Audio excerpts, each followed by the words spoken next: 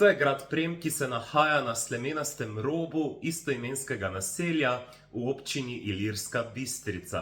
Grad se prvič pisno omenja leta 1213, kjer se kot priča omenja Udo de Prem, domneva se, da bi se naj pod tem imenom skrival Voljšak II. Devinski, ki bi naj dal grad postaviti konec 12. ali na začetku 13. stoletja. Grad je bil zgrajen na prometno pomembnem prostoru, ki je povezoval dolini Pivke in Reke z notranjostjo Istre. Gospodje Devinski so bili tudi ministeriali goriških grofov, rodbina izumre na koncu 14. stoletja, nato pa grad v last dobijo Valzejski.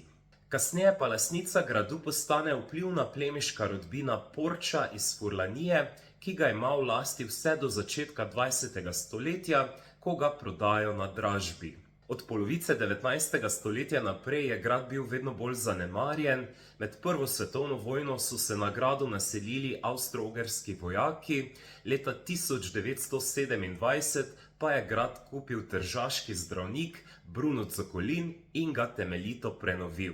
Med drugo svetovno vojno je grad bil lažje poškodovan, nato nacionaliziran in kasneje prenovljen. Danes pa z njim upravlja TIC Ilirska Bistrica, z muzejsko zbirko pa Pokrajinski muzej Koper, enota Ilirska Bistrica.